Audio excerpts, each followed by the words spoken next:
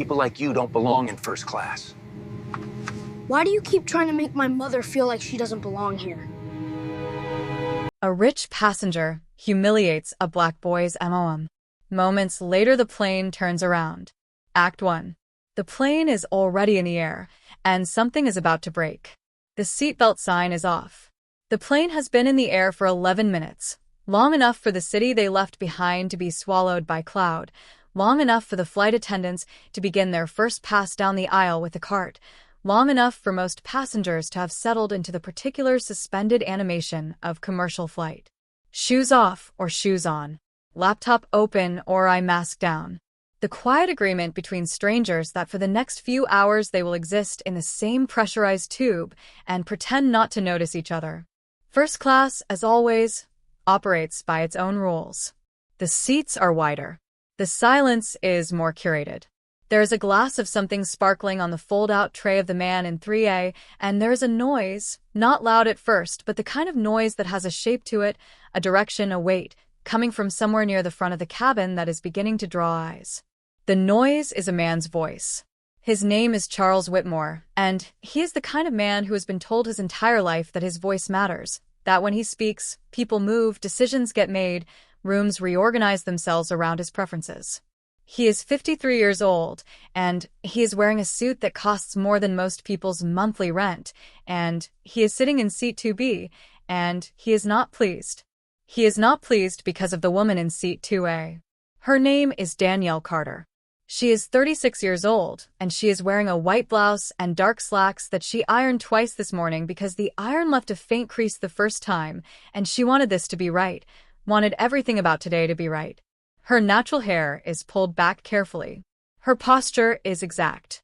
She has the particular stillness of a woman who has learned, over the course of a long and demanding life, that stillness is a form of armor, that if you are still enough, if you are composed enough, if you give people absolutely no angle to use against you, then perhaps they will simply leave you alone.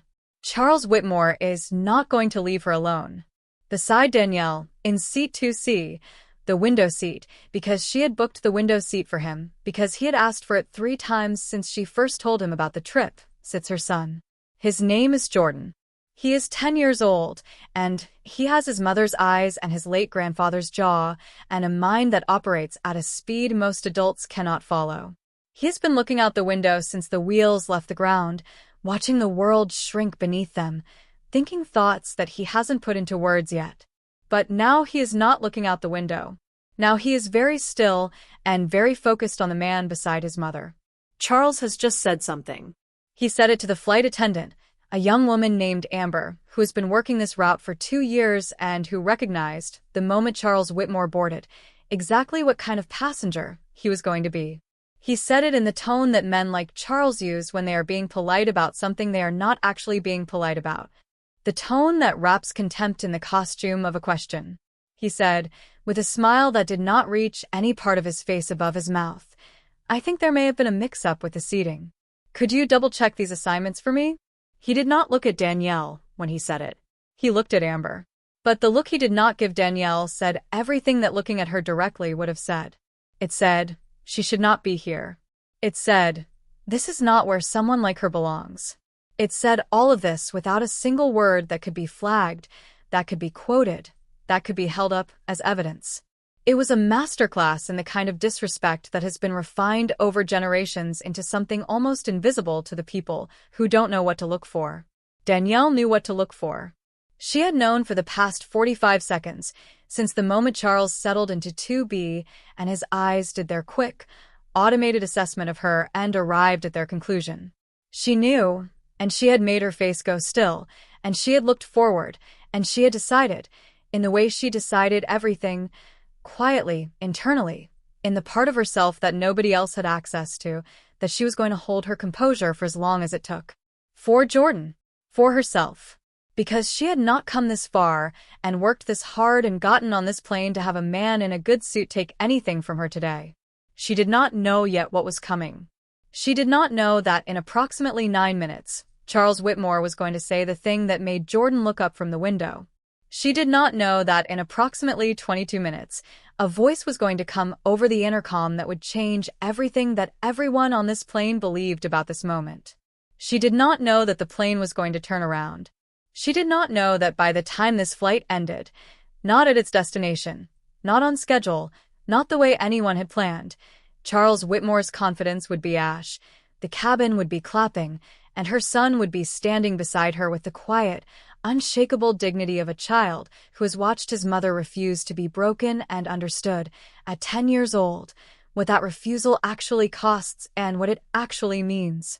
She did not know any of this yet. Right now, she is in seat 2A, and Amber, the flight attendant, is looking at the seating assignment on her tablet, and Charles Whitmore is waiting with his polite, unpleasant smile, and Jordan is watching from the window seat with an expression that is calculating something. And in approximately 9 minutes, the first-class cabin of Flight 2219 from Charlotte to Washington, D.C. is going to become a very different place. If you can already feel where this is going, subscribe right now and ring that bell. This story only gets more powerful from here, and you don't want to miss a single second. Comment below. Have you ever watched someone be disrespected in public and wish someone had stepped in? What did you do? Or what do you wish you had done? Act 2. Meet Danielle and Jordan Carter. Who they really are before anyone on this plane decides for them. To understand what is at stake in that first-class cabin, you need to understand who Danielle Carter is. Not the version that Charles Whitmore assembled in the 4 seconds it took him to look at her and reach his conclusion. The real version. The one that takes more than 4 seconds to see, that requires patience and attention, and the willingness to actually look. Danielle Carter grew up in Gastonia, North Carolina. Third child of 4. Her mother worked as a home health aide. Her father drove a delivery truck for a regional grocery chain until his back gave out when Danielle was 14, and then he managed inventory at the same chain from a desk because he was not the kind of man who stopped working when working got harder. The house they grew up in was modest in the way that houses are modest when the people inside them have squeezed every dollar twice, clean and cared for and full, always full, of something that did not require money to maintain. Something that the children in that house absorbed so completely that they carried it with them into every room they ever walked into afterward. Danielle carried it like a spine, like bone structure. She was the kind of student who did not just finish her assignments, but found the edges of them. The questions the assignment hadn't thought to ask, the angles that the textbook hadn't covered.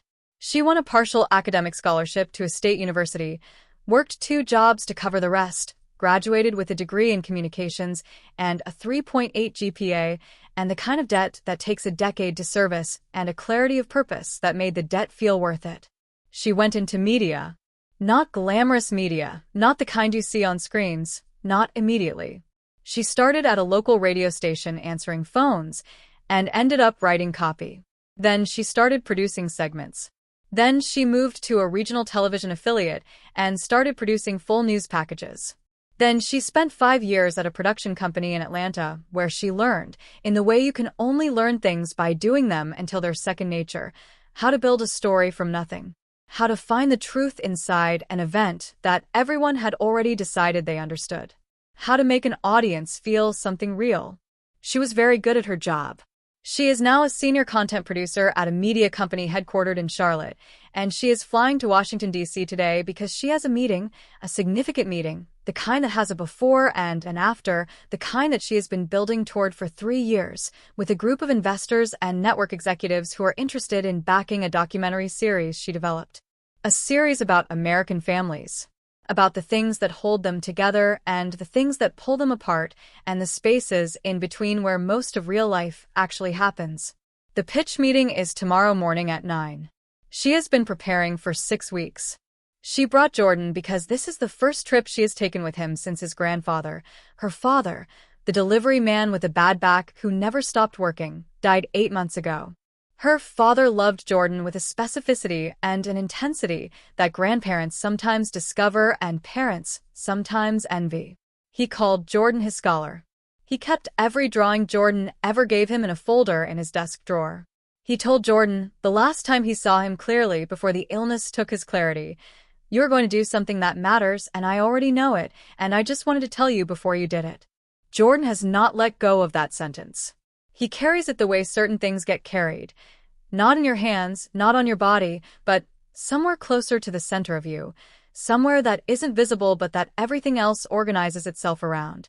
He is 10 years old, and he is in 4th grade at a magnet school in Charlotte where his teacher told Danielle at the last conference that Jordan processes information in a way she has only seen a handful of times in 17 years of teaching. The teacher said it carefully, professionally, but Danielle heard the thing underneath it, the thing the teacher was really saying, which was, "I don't have a box for this child." She wasn't complaining. She was reporting a fact. Jordan is protective of his mother in the way that children who have watched a parent carry something heavy alone become protective, not from fear, not from anxiety, but from love and from witness. He has seen what she does. He knows the hours. He has fallen asleep on the couch waiting for her to come home from late edits and woken up in his own bed, moved there while he slept, and understood without being told that she had carried him, again, and then gone back to work. He has watched her smooth her face into patience when she was not feeling patient. Watched her hold her chin level in rooms where the default assumption was that she would be less than she was.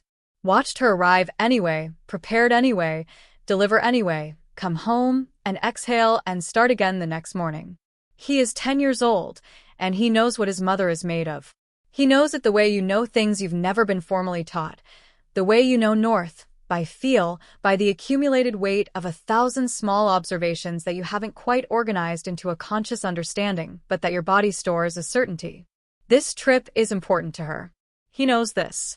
He got dressed this morning without being asked, put on the clothes she had set out, ate the breakfast she made, and rode to the airport beside her in a silence that was not empty but full of the shared understanding of two people who have been through enough together that they don't always need words to communicate the weight of a moment. She had looked at him before they went through security and said, "You ready?" And he had looked back at her with those eyes, her eyes, wide and direct and absolutely present, and said, "Mom, we're always ready." She almost cried. She held it together because she was Danielle Carter, and she always held it together, but she almost cried. They went through security. They found their gate. They boarded the plane. And then Charles Whitmore sat down beside them. Subscribe before the next act. You need to know who Charles Whitmore really is and what he's about to do to this family. Don't miss it. Comment, what's the most important lesson your parent or caregiver taught you without ever saying a word? Tell us below. Act 3. The journey to the airport. The morning that was supposed to be the beginning of everything. The alarm went off at 4:45 in the morning, but Danielle was already awake. She had been awake since 3:30, lying in the dark of her Charlotte apartment with her eyes on the ceiling and her mind running the pitch again. Not because she didn't know it. She knew it. She had the whole thing memorized down to the transitions and the specific data points she planned to let land in silence for 2 seconds before moving on. But because her mind was the kind of mind that doesn't stop running, that treats sleep as a reluctant negotiation rather than a natural state. She had learned to stop fighting it. She lay there and let the pitch run, made 2 small adjustments in her head to the opening framework, and at 4:43 she decided there was no point pretending anymore, and she got up. She made coffee. Real coffee, the kind she ground herself, because this was one of the small, non-negotiable dignities she had built into her life. The good coffee in the morning, the quiet before Jordan woke up, the 5 minutes that belonged entirely to her. She stood at the kitchen window while the city was still dark, and she drank her coffee, and she thought about her father. She thought about him often, but mornings like this especially. Big day mornings. The mornings that felt like doors. He had a saying, not a famous saying, not something you'd find on a greeting card, just something he said, something he had said so many times throughout her childhood that she could hear it in his exact voice, his specific timbre, the way certain words got slightly heavier in his mouth when he meant them all the way. The day you've been working toward isn't the day to be nervous. That day is just Tuesday. You already did the hard part. Tuesday just shows up to collect what you already earned. She whispered it to the window. Then, she finished her coffee. Jordan appeared in the kitchen doorway at 5:15, blinking slowly, his hair still pressed on one side from the pillow. He was already half-dressed. The slacks she'd laid out were on. The shirt was in his hand. He leaned against the doorframe and looked at her. "You're already dressed," he said. "I've been up a while," she said. He nodded like this was the most reasonable thing in the world, then came into the kitchen and poured himself a glass of orange juice from the pitcher in the refrigerator and sat at the table and drank it with a focused, deliberate seriousness that made her want to laugh. He was 10 years old, and he drank his orange juice like a man reviewing a legal brief. She made him scrambled eggs and toast. He ate every bite and put his plate in the sink without being asked, and then went to put on his shirt and his shoes, and she checked her bag one more time, laptop, presentation documents, the USB backup she'd made last night just in case, Jordan's things, the folder with the investor profiles she'd been studying for 3 weeks, and then they were ready. The ride to the airport was 40 minutes. Pre-dawn, Charlotte rolled past the windows of the rideshare, the empty wide roads, the lit storefronts of gas stations and 24-hour diners, the occasional figure on a sidewalk moving with the particular purposefulness of people who are awake at 5 in the morning, because they have to be. Jordan watched it all with his face turned toward the glass.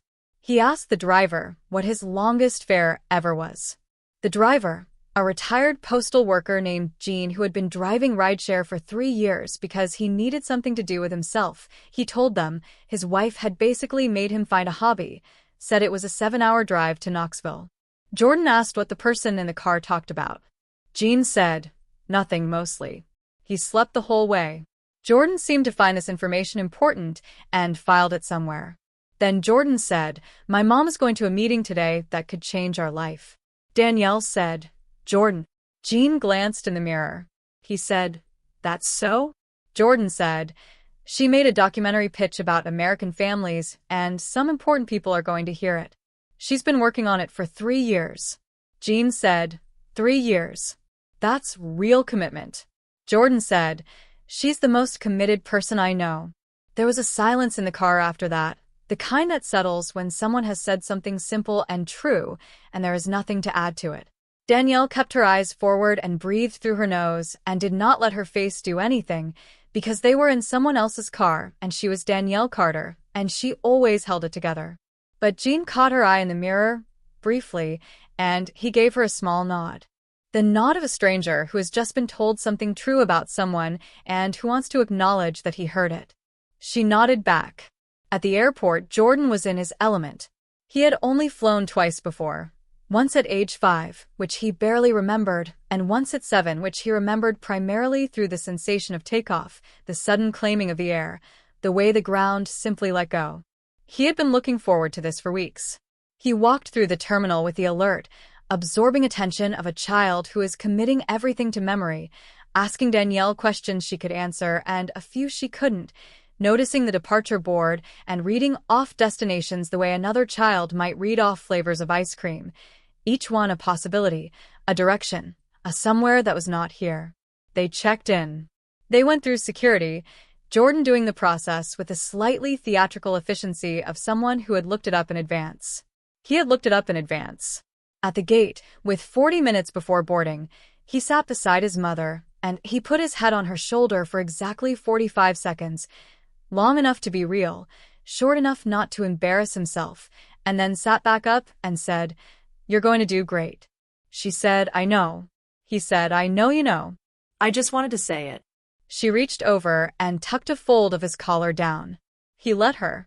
Then boarding was called, and they stood up and they walked toward the gate, and neither of them knew that the next several hours were going to be the hardest and most extraordinary of both their lives. They only knew that they were ready. And that was enough. Subscribe so you don't miss the moment everything changes. Next act, we're on the plane and the first-class cabin is about to get very uncomfortable. Comment. What's the most meaningful trip you've ever taken? The one that felt like a turning point? We want to hear your story below. Act 4. Boarding the plane. First class, and the looks that come with it. The boarding process for Flight 2219 began at 6:52 in the morning, and Danielle and Jordan were among the first to board, as first-class passengers always are, a fact that still carried, for Danielle, a slight surreal edge, the way certain things do when they represent a version of your life that your younger self would have found implausible. She had not always flown first class. She had not, for most of her career, flown first class. She had flown middle-seat economy on early morning connections and late-night red-ice, had eaten the sad sandwich from the terminal convenience store, had charged her laptop in the single outlet behind the gate agent's desk while sitting on the floor. She had done all of this without complaint, without resentment, because that was the job and she understood the job and she was building towards something. The first-class tickets for this trip had been covered by the production company's travel budget because the pitch meeting was company business and company business traveled the right way. The first time Danielle had seen it on the travel confirmation, she had read it twice. Then she had called her sister in Gastonia and told her, and her sister had laughed the specific laugh of someone who is genuinely happy for you and also finds the universe's sense of timing absurd, and they had stayed on the phone for 20 minutes talking about nothing related to the trip at all. Jordan had taken the news of their seating with the measured appreciation of a child who knows that some things are extraordinary without making a production of it.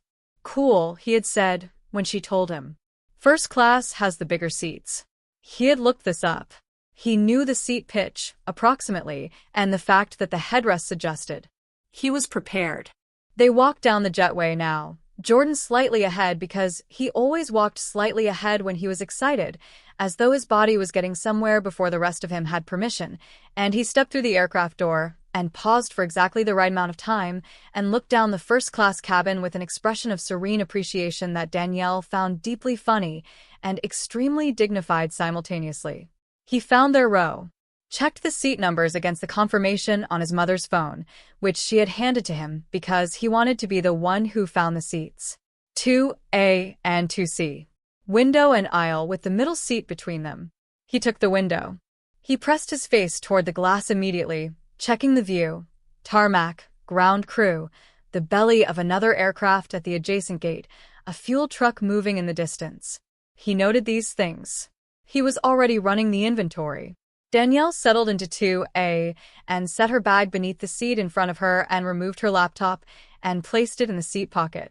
She accepted a pre-departure glass of orange juice from the flight attendant, Amber, who had introduced herself with warmth and professionalism when they boarded, and she opened the pitch document on her phone and read the first page, not because she needed to, but because reading it grounded her, reminded her of the work, reminded her of the why.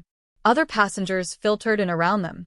The first-class cabin of this particular 737 held 12 seats, and it filled slowly, the way first-class cabins fill, one or two people at a time, with gaps, with the quiet efficiency of passengers who have done this enough times that the ritual requires no thought.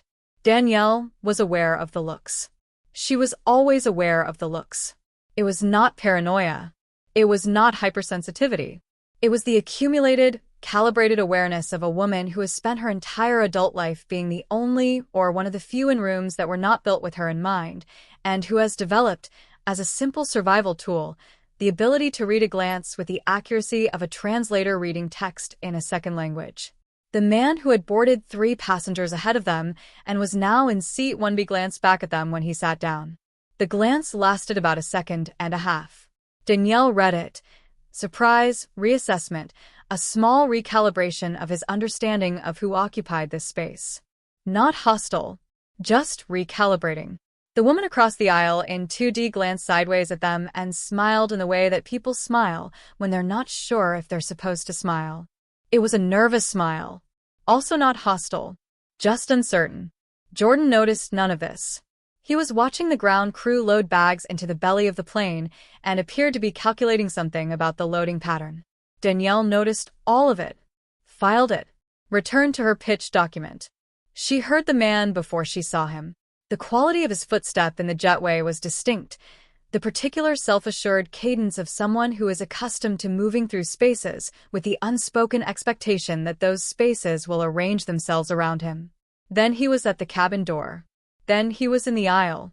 Then he was at row 2, looking at his ticket and looking at the seats and looking at Danielle and Jordan, and his face underwent the recalibration that faces undergo when reality does not match expectation. But unlike the man in 1B, whose recalibration was brief and private, Charles Whitmore's recalibration had consequences. He sat down in 2B. He adjusted his cufflinks. He placed his briefcase in the overhead bin with the practiced motion of a man who owns overhead bins conceptually. He sat. He looked forward. He looked at Jordan. He looked at Danielle. And then he pressed the call button. Subscribe and hit that notification bell. In the very next act, Charles says the thing that changes everything. You need to be here for it. Have you ever been in a space where someone made you feel you didn't belong, even without saying it directly? How did you respond? Share below. Act 5. Charles Whitmore and the first insult. The man in the expensive suit and what he actually is. Charles Whitmore is 53 years old, and he runs a mid-sized private equity firm out of Raleigh that manages, depending on the quarter, somewhere between $200 and $400 million in assets. He has the kind of net worth that separates him, in his own accounting of the world, from the consequences that apply to other people. Consequences like rudeness. Consequences like being wrong. Consequences like accountability. He has been married twice. His first wife left him after 11 years because she told him plainly in the mediator's office he had never once in their marriage treated her as an equal, and she had decided she was done making peace with that. His second marriage lasted 4 years and ended with a settlement that his attorney described privately to a colleague as a number that would make a lesser man reconsider his choices. Charles did not reconsider his choices. He considered his second wife the problem and moved on. He has children from the first marriage, 2 of them, a son and a daughter, who call him on his birthday and at Christmas and who have learned, over the course of their respective adulthoods, to manage their relationship with him by keeping it at a careful distance. He interprets this distance as their busyness, their independence, their adult lives pulling them in other directions. He does not consider the alternative. He flies first class because he has always flown first class. He cannot precisely remember a time when he didn't. He has decided, consciously, with the particular confidence of someone who has built a worldview and then arranged all of his subsequent experience to confirm it, that first class is the natural and appropriate environment for a man of his standing. It is not a luxury for him. It is a baseline, the minimum. And so when he pressed the call button and Amber came quickly, as Amber did, and he gestured toward the seating arrangement with the same manicured hand that had shaken the hands of senators and venture capitalists and asked, in his most polite on-the-outside voice, whether there might have been some kind of error with the seat assignments, what he was doing, underneath the politeness, was enforcing his understanding of baseline. He was correcting a reality that had deviated from his expectation. He was doing what men like Charles Whitmore do, which is to treat every situation that doesn't conform to their preferences as a problem that requires correcting. Amber checked her tablet. This took 30 seconds. She looked up at Charles with the measured professionalism of a woman who has handled a great many Charles Whitmores and who knows that the correct response to a Charles Whitmore is to be precise and unarguable. She said, "Mr. Whitmore, the seating assignments are correct. Seats 2A and 2C are booked to Ms. Carter and her son, traveling together. Your seat is 2B. Is there anything else I can help you with?" Charles looked at Amber. Then he looked at Danielle. Danielle was looking at her phone. Her expression was the expression of a person who is reading something important on their phone and is not available for peripheral drama. He said, "And who booked these tickets?" Amber said, "I'm not able to access that information, sir. The assignments have been confirmed." He said, "I'm simply asking because these seats are typically, this cabin is typically," he paused, smiled, Rephrased. he said, "It's a long flight, and I like to have some quiet." He said it the way people say things they know are indefensible but have decided to say anyway, inside a wrapper of plausible deniability. Danielle looked up from her phone. She looked directly at Charles. Her face was entirely calm. She said, "We'll be quiet." She returned to her phone. Jordan in the window seat had not moved, but his attention had relocated entirely from the tarmac to the conversation. He was listening the way he listened to everything, with complete, invisible focus. His face gave nothing away, but he was listening. Charles settled back. He was not done. Men like Charles Whitmore are never done in the first exchange. The first exchange is reconnaissance. The second one is where they commit. Subscribe now. In the next act, Charles commits. He says the thing in front of the whole cabin. Don't miss the moment that starts the avalanche. Comment. When someone is clearly in the wrong and won't admit it, what do you think is the most powerful response? We want to hear your strategy. Act 6. The humiliation escalates. When the mask comes off and the whole cabin hears it. The plane pushed back from the gate at 7:04. The engines increased. The aircraft moved. And Charles Whitmore, who had been quiet for the past 7 minutes in the specific way of a person who is composing something, turned in his seat. He addressed Danielle directly for the first time. He said, "I have to ask, and I'm just curious, no offense intended, but are you flying up to DC for work?" He asked it with a friendly intonation that was not friendly. The way a surgeon's scalpel is not friendly to the thing it is cutting, regardless of the surgeon's smile. Danielle said, "Yes." He said, "What line of work?" She said, "Media. Documentary production." He said, "Oh, interesting. For which company?" She named it. He nodded with the nod of a man who has not heard of it and is categorizing it accordingly. He said, "And they put their people in first class." Good for them. He paused. Said, "It's just, the airline does have different fare classes for a reason, and I've noticed sometimes there's confusion about upgrades, about how the system works. If you ever need help understanding the process for future flights, I'm happy to walk you through it. I fly this route a lot." The cabin around them had gone very quiet. Not all of it. In the rear rows, people were still settling. But in the first 4 rows, where the first-class seats faced each other in that intimate, nowhere-to-look-else arrangement, the quiet had become deliberate. Had become the kind of quiet that is itself a form of listening. Danielle looked at Charles. She let the silence sit for 2 full seconds. She said, "I understand the process. Thank you." Her voice was precise. Contained. The voice of a woman with a PhD in not giving him what he wants. Charles laughed. A small, clipped laugh. He said, "No need to be sensitive. I'm just being friendly." And there it was. The pivot. The move that has been made 10,000 times in 10,000 versions of this conversation, across every room and office and aircraft cabin and dinner party where a person has said something cruel and then named the other person's reaction to it as the problem. "I'm just being friendly. Don't be sensitive. Why are you making this about something it isn't?" Danielle said nothing. She returned to her phone. Jordan turned from the window. He looked at Charles with an expression that was, for a 10-year-old child, remarkably precise. Not angry, not the hot, impulsive anger that children sometimes have. Something cooler than that. Something that was measuring. Charles noticed Jordan looking at him. He looked back. Then he said, to no one in particular, to the aisle, to the ambient cabin air, to the passengers who were definitely listening, "I just think there's a way these things should work. Standards.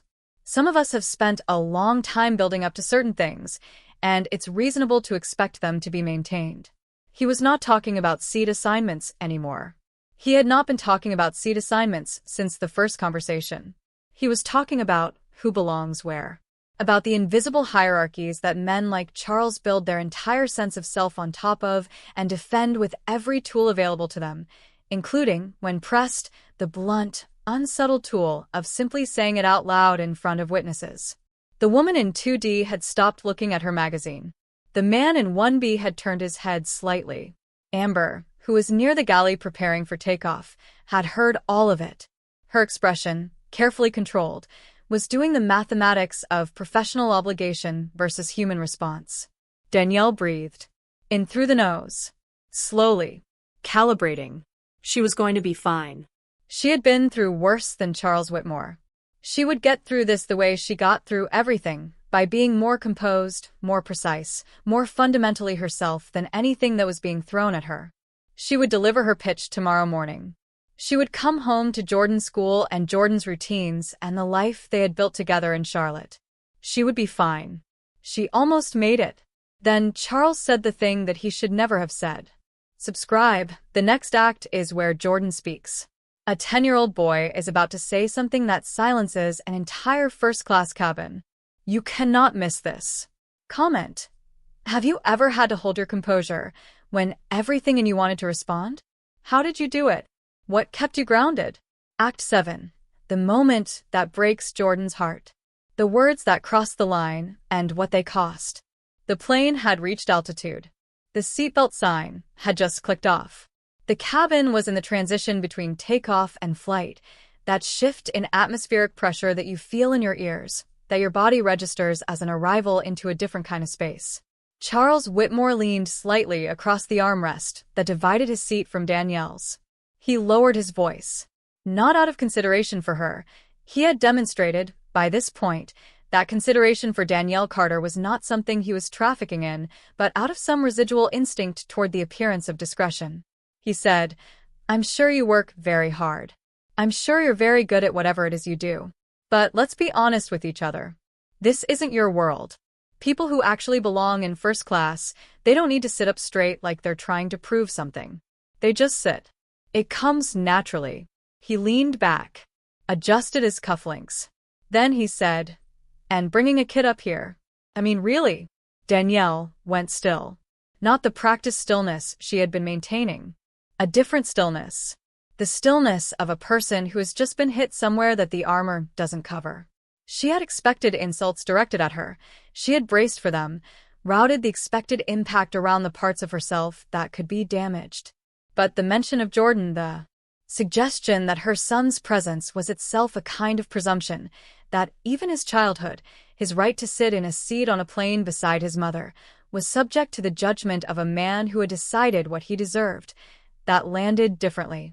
It landed in the place where she kept the things she could not afford to be calm about. She turned and looked at Charles Whitmore and she said, in a voice that was very quiet and absolutely steady, "Don't." One word. But the quality of it. The particular, complete, unmistakable quality of a woman who has arrived at the boundary of what she will endure and is placing her hand flat against it. "Don't." Charles looked at her.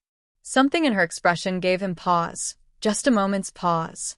The kind of hesitation that occurs even in people who have spent a lifetime not hesitating when they come up against something that is simply, fully, without any available angle, immovable. But the hesitation lasted only a moment. He opened his mouth to say something else. And Jordan spoke first. He had been sitting in the window seat through all of it, through every exchange, through every calculation, through the slow and escalating erosion of the space his mother was trying to maintain. He had been still in the way that he was still when he was processing something significant, not passive, not disengaged, but running, deeply, on something that required every available resource. And when Charles started to open his mouth, Jordan turned from the window and he said, in a voice that was calm and clear and absolutely, entirely his, "Sir, why do you keep trying to make my mother feel like she doesn't belong here?" The question landed in the cabin like a stone landing in still water. The ripples went out in every direction immediately. The woman in 2D turned fully toward them. The man in 1B twisted in his seat. A passenger in 3A who had been wearing earbuds pulled one out. The two passengers in 4A and 4B, who had been maintaining the pretense of reading, looked up in unison. Charles stared at Jordan. Jordan looked back at him. His gaze was direct and patient and completely without performance. He was not being confrontational in the way adults sometimes are confrontational, with heat, with ego, with the need to win. He was asking a question he genuinely wanted answered. He had observed a pattern of behavior, and he wanted to understand its source, and he had asked, clearly and simply, the most precise question available. "Why are you doing this?" Danielle looked at her son. And in her face, for just a half second, in the part of her expression that she could not quite control, there was something that was not composure. Something soft and stricken and proud, all at once. She had seen what Jordan had seen. She had watched him sit through all of it and process all of it and arrive, with a specific intelligence that was entirely his own, at the exact center of the thing. "Why are you doing this?" The cabin waited. "Subscribe and turn on notifications right now. The captain is about to make an announcement that nobody in that cabin is ready for." Jordan asked the most powerful question of this story. What would your answer be to that question if you were Charles? Drop it in the comments. Act 8. The captain learns what's happening inside the cockpit and the decision that changes everything. Amber had heard all of it. She had heard every exchange from the galley, through the thin membrane of trained professional attention that flight attendants develop over years of working in an environment where their awareness of everything happening in the cabin simultaneously is not optional, it is the job. She had heard the first polite inquiry and the condescension beneath it. She had heard the escalation. She had heard the thing about Jordan about bringing a kid up here, said in the tone that had clearly landed exactly where it was aimed. And she had heard Jordan's question.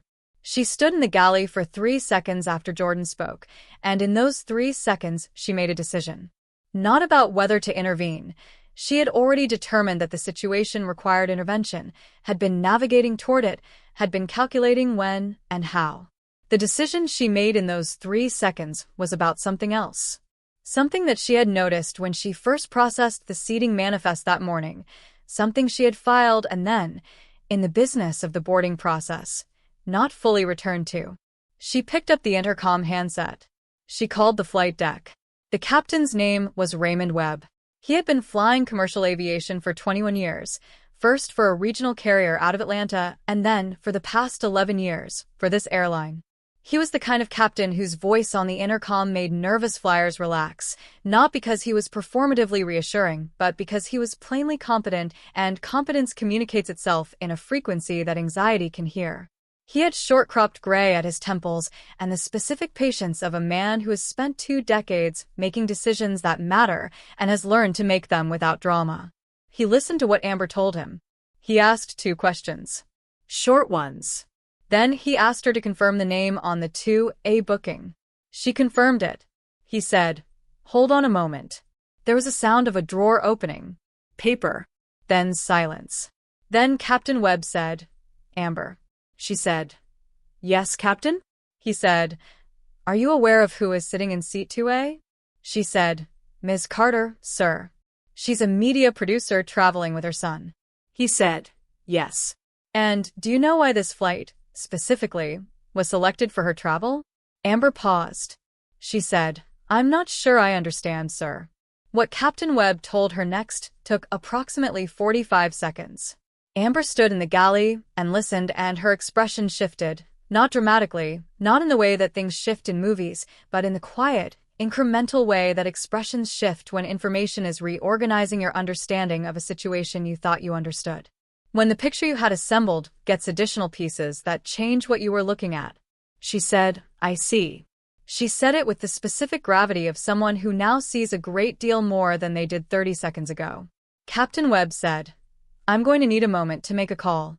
Then I'd like you to ask the cabin to prepare for a course change." Amber said, "A course change, sir?" He said, "We're not going to Washington." In the cabin, in seat 2B, Charles Whitmore had still not answered Jordan's question. He had opened his mouth and closed it, which was perhaps the first honest thing he had done since boarding the aircraft. He was recalibrating. He was looking at this 10-year-old child who was looking back at him without flinching, and he was doing, for the first time in this interaction, something he was not accustomed to doing. He was searching for an answer. He didn't find one before the intercom clicked on. "Subscribe right now. In seconds, the captain speaks. And what he says is going to change every single thing this cabin thinks it knows. Don't look away." Captain Webb said, "We're not going to Washington." Comment your prediction. What do you think he knows about Danielle Carter that the rest of the plane doesn't? Act 9. The announcement that shocks the entire plane. The intercom crackles, and nothing is the same after. "Ladies and gentlemen," said the voice. "Good morning. This is your captain, Raymond Webb. I apologize for interrupting your morning, and I'll be brief." The cabin attended. The particular silence of an aircraft cabin receiving a captain's announcement is unlike most other silences. It is unified. It is immediate. It is the silence of people who have agreed, by the simple act of boarding an aircraft, to grant the person speaking a certain authority over their immediate future. "We are going to be making a course adjustment this morning," Captain Webb continued. "We will not be proceeding to Washington Dulles. We will instead be diverting to Charlotte Douglas, the airport we departed from approximately 16 minutes ago. I expect the diversion will take approximately 20 minutes. I want to assure everyone that this is not a mechanical issue and not a safety emergency. All systems aboard this aircraft are functioning normally. The reason for our diversion is a different matter, and I'd like to explain it to you directly." The silence in the cabin, which had already been significant, sharpened further. In seat 2B, Charles Whitmore sat completely still. Captain Webb said, It has come to my attention that a passenger in first class has been subjected to a sustained and deliberate pattern of humiliation during this flight. The language used and the behavior directed at this passenger has been reported to me by a member of my crew, and after reviewing the situation, I have made the decision to return to Charlotte. This airline has a clear policy regarding the treatment of passengers, and I am not willing to continue a flight on which that policy has been violated to this degree. We will address the situation properly on the ground, with the appropriate personnel present. He paused. Then he said, "There is one more thing I want to share with you. The passenger who was targeted this morning is Danielle Carter. Ms. Carter is a media producer who has been selected as the subject of a feature partnership between this airline and a national documentary series. She and her son were invited to fly with us today as our guests, and as part of a collaboration that this airline is proud to be part of. The details of that partnership will be announced publicly in the coming weeks. I tell you this not because it changes what was done to her. What was done to her was wrong regardless of who she is or why she was on this plane. But I want everyone on this flight to understand that the woman who was told this morning that she did not belong in first class is, in fact, the reason this flight was specifically chosen for its route this morning." Another pause. The kind of pause that has weight. She was always supposed to be here. Thank you for your patience. We will be on the ground in approximately 20 minutes. The intercom clicked off. The cabin was absolutely, completely, totally silent for approximately 4 seconds. 4 seconds is a long time when 120 people are all processing the same information simultaneously. Then the sound started. Not speech. Not applause, not yet. A collective exhalation. The sound of a room letting out the breath it's been holding. Then murmurs. Then voices, low and rapid. The sound of people turning to each other and exchanging the particular compressed communication of shared astonishment. And in C2B, Charles Whitmore sat with his hands in his lap, and his face doing something that faces do when the architecture of a person's confidence collapses all at once. Not slowly, the way things usually collapse. All at once. The way things collapse when the ground goes out from under them. Subscribe. The next act is what happens to Charles when the plane lands. The consequences are real, they're public, and they are absolutely coming. Don't miss it. The captain just told the whole plane who Danielle really is. Comment. What were you feeling in that moment? Imagine being on that flight. Act 10. Confusion, panic, and the truth about Danielle. The cabin reorganizes, and the truth comes into full view. The 20 minutes it took to return to Charlotte Douglas were among the strangest 20 minutes that any passenger on Flight 2219 had ever spent at altitude. There was the passenger in 4A who pressed his call button 3 times. Not because he needed anything, he was fully supplied, he had his coffee, he had his snack, he was physically fine, but because pressing the call button was the only action available to him in a situation where he needed to do something and there was nothing useful to do. Amber came each time, and each time he asked a version of the same question. Is this really happening?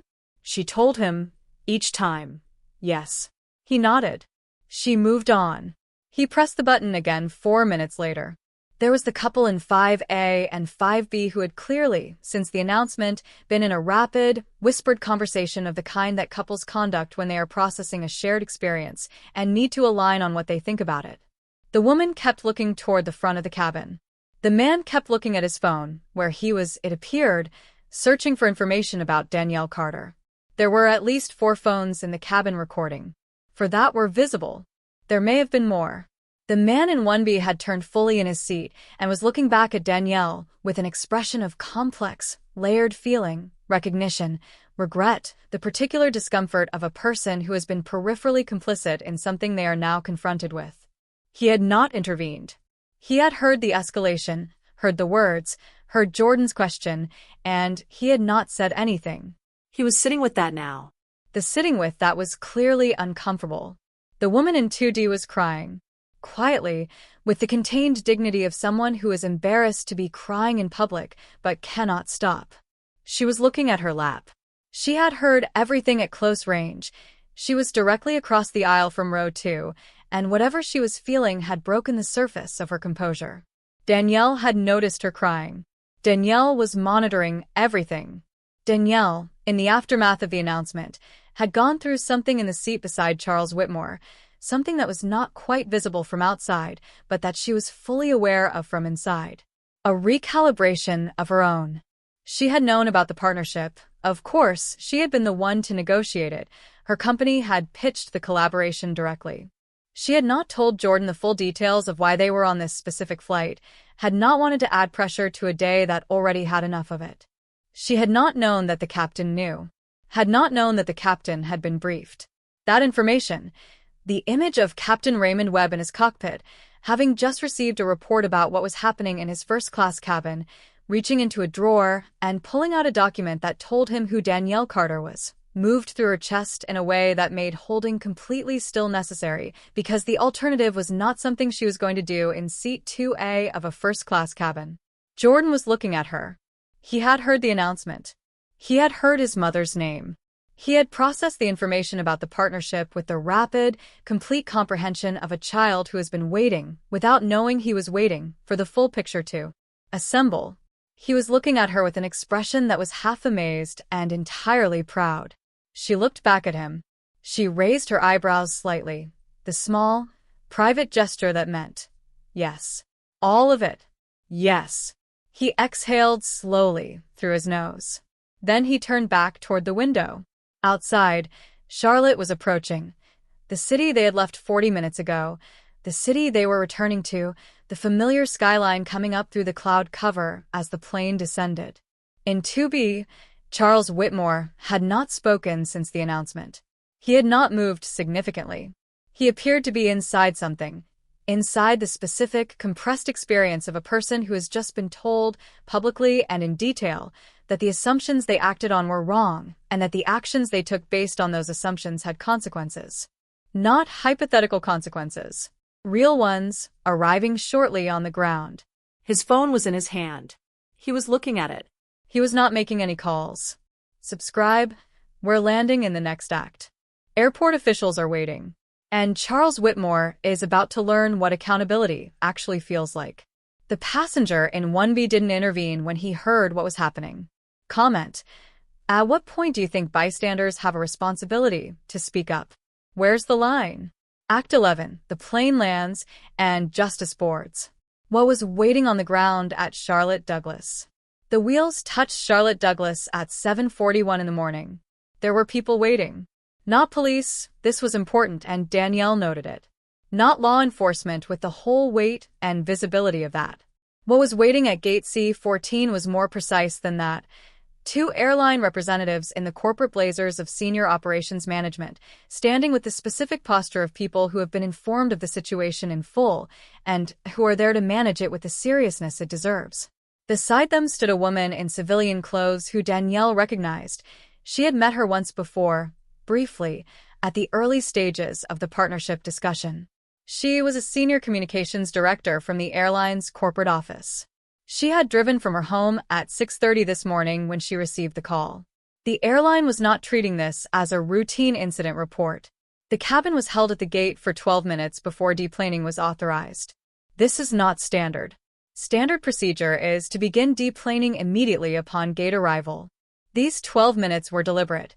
They were the time it took for the operations managers to board the aircraft, walk to the front of the cabin, and conduct a brief, quiet, professional exchange with the flight crew. Then they walked to row 2. They spoke to Danielle first. They spoke to her with a specific register of institutional accountability, direct, formal, and genuine. They used the word unacceptable. They used the phrase does not reflect our values, and they used it in a way that was not the empty formula it sometimes is, because they also said, we have reviewed the crew's report, and we are prepared to take immediate action. They asked her what she needed. They told her that the meeting in Washington had been contacted and rescheduled at no penalty. They told her that she and Jordan would be on the next available flight to D.C. in first class, at the airline's expense, and that an airline representative would accompany them to ensure no further incident. Danielle listened to all of this. She said, "Thank you." She said it with the contained grace of a woman who has been fighting for her dignity for long enough that having an institution acknowledge it, formally, in front of her son, felt significant in a way she was not going to process in public. Then the operations managers turned to seat 2B. Charles Whitmore had known, for the past 20 minutes, that this moment was coming. He had had 20 minutes to prepare for it, and he had not found a way to prepare for it, because there is no preparation available for the experience of being held publicly accountable for something you have done in front of a full aircraft of witnesses, several of whom have footage, at an airport where 2 members of corporate management are now standing in the aisle looking at you. One of the operations managers introduced himself. He said, "Mr. Whitmore, I need to speak with you." He said it the way you say something to someone when you are not asking, when the saying of it is itself a form of consequence. The cabin was watching. All of it. The person in 4A who had pressed the call button 3 times was watching. The couple in 5A and 5B were watching. The woman in 2D, who had been crying, was watching. The man in 1B was watching with the expression of someone who has made a private accounting of his own choices during this flight and is now watching the external version of that accounting play out in front of him. Amber was watching from the galley. Gary, the senior flight attendant, was watching from the front of the cabin. Jordan was watching. He sat very still in the window seat, his hands in his lap, his face composed, and he watched Charles Whitmore rise slowly from seat 2B and step into the aisle. Charles was still wearing the expensive suit. He still had the posture of a man accustomed to rooms arranging themselves around him. But the arrangement of this room was no longer his to control, and something about that was visible in him, in the slight tightening of his jaw, in the way his eyes moved around the cabin and found no comfortable place to land. He was asked to follow the operations managers off the aircraft. He followed them. As he walked down the aisle toward the door, he passed the rows of passengers who had heard everything. He did not look at them. He looked forward, at the door at the end of the aisle, and he walked toward it with the last fragment of composure available to him. The door closed behind him. Subscribe, there's one more act after this, and it is the most powerful one. The cabin applauds. Jordan smiles. And the story ends in a way that will stay with you. Don't miss it. When Charles walked off that plane, what do you think he was feeling? Comment your honest read of that moment. Empathy, satisfaction, something else? Act 12. The world finds out. When the footage leaves the cabin and the story goes public. The 4 phones that had been recording, and it turned out to be 6, when all was counted, began their work the moment Charles Whitmore walked off the aircraft. Not maliciously. Not with the calculated cruelty of a mob. With the particular instinct of people who have witnessed something and believe it should be witnessed more widely.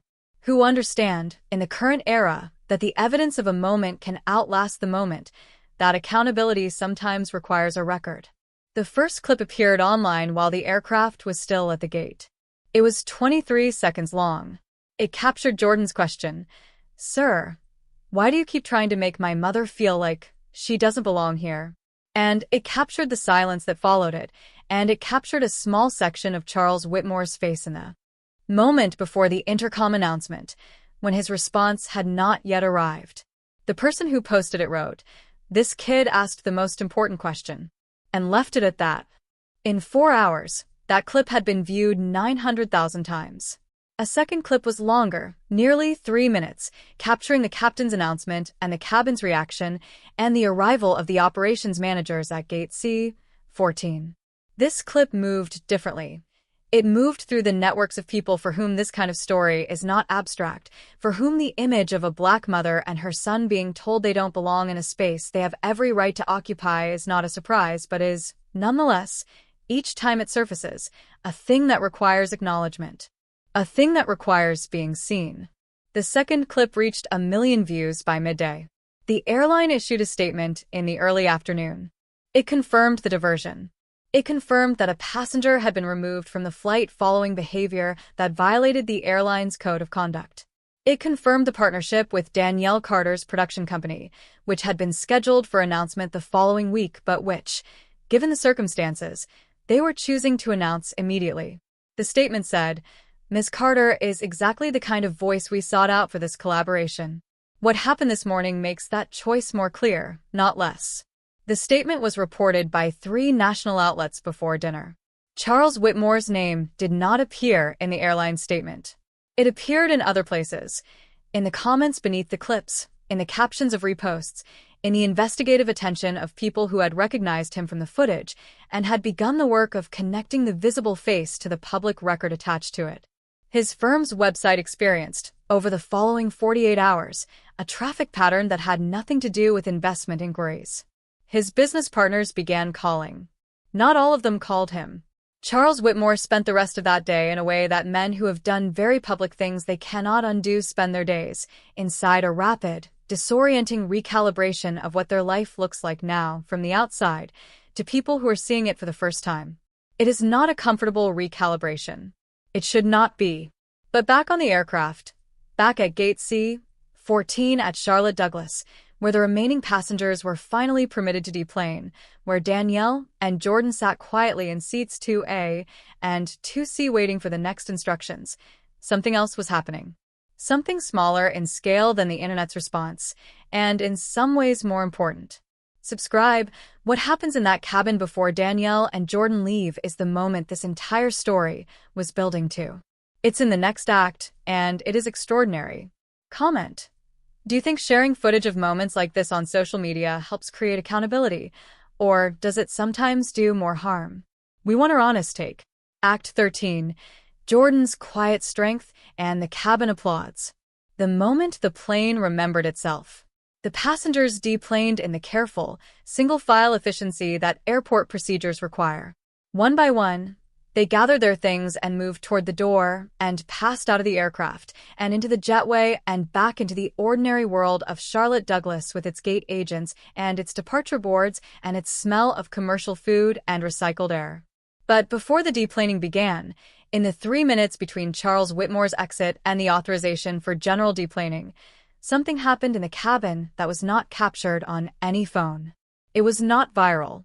It did not appear in any statement. It lived only in the memories of the people who were there. The man in 1B stood up. He stood up in the aisle and he turned toward row 2 and he looked at Danielle and he looked at Jordan and he said, "I owe you both an apology. I heard what was happening, and I didn't say anything. I should have. I'm sorry." He said it plainly, without excess, without asking them to forgive him, understanding that forgiveness is not something you can request, only something that might be offered in time when the person who is hurt decides. Danielle looked at him. She said, "Thank you for saying that." He nodded. He sat back down. The woman in 2D, who had collected herself, who had wiped her eyes and straightened in her seat and was now very composed in the deliberate way of someone who has decided to be composed, leaned across the aisle. She said to Jordan, "That was the bravest thing I have seen in a very long time." Jordan looked at her. He said, "I just asked a question." She said, "Sometimes that's all bravery is." He considered this, nodded once, returned to looking out the window at the familiar Charlotte tarmac. The passenger in 3A, a woman who had said nothing during the entire incident, who had sat with her discomfort and done nothing with it, and who had been doing the private accounting of that silence for the past 40 minutes, reached forward and touched Danielle's shoulder briefly. She didn't say anything. The touch said what it needed to say, and Danielle received it with a small nod. Then Amber, who had served this cabin and managed this morning and called the flight deck and set everything into motion, Amber came to stand at the head of the first-class section. She looked at Danielle and Jordan. She said, "On behalf of this crew, I want to say that we see you. We're sorry it took as long as it did. And I really hope, that the rest of today goes exactly the way it's supposed to go." She looked at Jordan specifically when she said it. He met her eyes. He said, "Thank you, Ms. Amber." Something in her expression softened. Then she announced that general deplaning would begin. And this is when it happened. As the cabin began to move, as people collected bags and filed toward the aisle, someone started clapping. It was a passenger in the middle section, economy class, who had heard the captain's announcement from the back of the plane and had spent the rest of the flight with only the imagination of what had happened in first class to work with, and whose imagination had apparently arrived, accurately, at something worth acknowledging. Then someone else joined. Then 2 more. Then the whole of it, not unanimously, not everyone, but enough to fill the cabin with something that was not the polite, airport landing applause of a smooth flight. This was different. This was the sound of people who have witnessed something and want the people at the center of it to know they witnessed it. Want those people to hear the acknowledgement, to receive it. Danielle did not look around the cabin. She looked at Jordan. He was looking at her. His face was entirely still and entirely open and entirely present. He was not performing anything. He was simply looking at his mother the way he always looked at her, with the full force of everything he knew her to be, and in this moment there was something in his expression that was new. Something that had not been there before this morning, and that would be part of him for the rest of his life. He had seen something today. He had seen his mother hold her composure when someone spent an entire flight trying to take it. He had seen her sit straight and speak precisely and refuse, absolutely refuse, to become the version of herself that the man in 2B needed her to be in order to feel comfortable in his own assessment of her. He had seen her absorb what cannot be fully absorbed and keep going anyway. And he had asked a question. One question, in a clear voice, with steady eyes. And the question had moved through the cabin and up to the cockpit and changed the direction of an aircraft. He was 10 years old. He was learning, in real time, what his grandfather had been trying to tell him.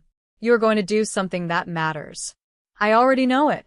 If this story moved you, if it made you feel something real, please subscribe and share it with someone who needs to hear it. New stories like this every single week. What would you say to Jordan if you were on that plane? Leave your message in the comments. He deserves to hear it. Act 14. The journey continues, and the closing message. What happened after the cabin emptied, and what this story is really about. Danielle and Jordan Carter were on a flight to Washington, D.C. by 10:15 that morning. First class as promised. 2 seats together, window and aisle, with the middle seat empty this time. An airline representative sat 3 rows back, available but unobtrusive, doing the job with the low profile of someone who understands that Danielle Carter does not need to be managed. She needs to be treated the way she should have been treated from the beginning. Jordan had his notebook. He had been writing in it since they sat down, not drawing this time, but writing. Actual sentences. He had been composing something since the first flight, since the moment the captain's voice came over the intercom, and he was now refining it into something coherent. He would not show his mother until it was done. She did not ask. The flight to Washington took 1 hour and 18 minutes. Danielle spent most of it reviewing her pitch, which she did not need to review. But reviewing grounded her. The coffee was better on the second flight. She drank 2 cups. At 35,000 feet, somewhere over Virginia, Jordan looked up from his notebook and said, "Mom." She looked at him. He said, "I think I want to write about today. For school. But I also maybe want to write about it for real. Like, not just for class." She said, "What would you write?"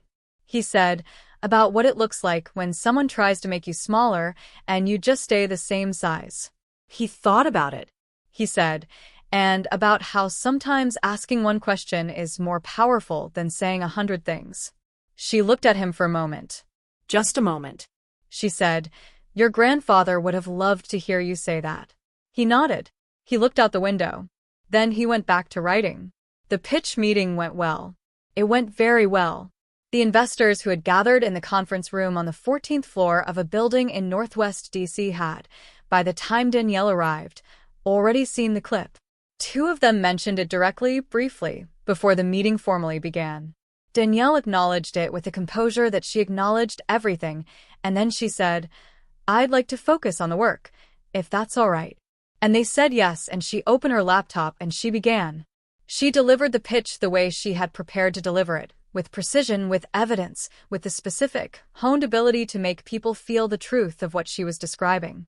She talked about American families, about the spaces between the easy narratives, about the things that hold people together and the things that pull them apart, and the wide, complicated, deeply human territory in between. She talked for 37 minutes. At the end, one of the investors said, "When can you start?" She said, "Monday." They shook hands. She gathered her laptop. She went into the hallway, and she sat in a chair outside the conference room, and she breathed for 60 seconds. Just breathed. All the way in and all the way out, The way she never let herself breathe in public, letting the day, the whole of it, the alarm at 4:45, the coffee at the dark kitchen window, Jean the rideshare driver, the gate, Jordan's collar, the plane, Charles Whitmore, Jordan's question, the intercom, the clapping, all of it, letting it move through her and out of her the way you let something through when you are finally somewhere private enough to let it move. Then she called Jordan, who was in the hotel room downstairs with a babysitter she had arranged, working on his notebook. He picked up on the second ring. She said, "Hey, scholar." He said, "Hey." "How'd it go?" She said, "Monday." He said, "I knew it." She laughed. For the first time all day, a full, uncontained, real laugh. The kind that comes from the actual center of a person. She laughed in the hallway outside the conference room, and it echoed slightly, and she didn't care, even a little. She said, "Your grandfather was right about you, you know." A pause. Jordan said, "I know. He told me. This is a story about a flight that turned around. But it is not really about a flight. It is about the thing that Danielle Carter did on that flight, which is the thing she has been doing her entire life, the thing that does not get documented, does not go viral, does not arrive with corporate statements or investor meetings or a captain's announcement over the intercom. The thing that is done quietly, in the small hours, in the daily, invisible labor of maintaining yourself completely, of refusing to become smaller, of holding your chin level in rooms designed by people who did not design them with you in mind, and walking through those rooms anyway, fully, as entirely yourself, every single time. That is not a story about one flight. That is a life. And the thing about Jordan, the reason his grandfather was right, the reason his teacher couldn't find a box for him, the reason the woman in 2D called what he did bravery, is that he is watching that life. He is watching his mother live it. He is 10 years old, and he is learning, from the closest and most reliable teacher available to him, what it actually looks like to have dignity. Not as a concept, not as a word, as a practice. As something you do on a Tuesday morning at 30,000 feet when someone is trying to take it from you. He asked one question. "Sir, why do you keep trying to make my mother feel like she doesn't belong here?" It changed the direction of a plane. Imagine what the rest of his questions are going to do. And if Danielle and Jordan's story moved you, please subscribe, hit the like button, and share this with someone who needs to hear it today. Stories like this deserve the widest possible audience. New stories every single week. Final question. What do you want to say to Danielle Carter? What do you want to say to Jordan? Leave your message in the comments. This community reads every single one, and stories like this one deserve to be heard.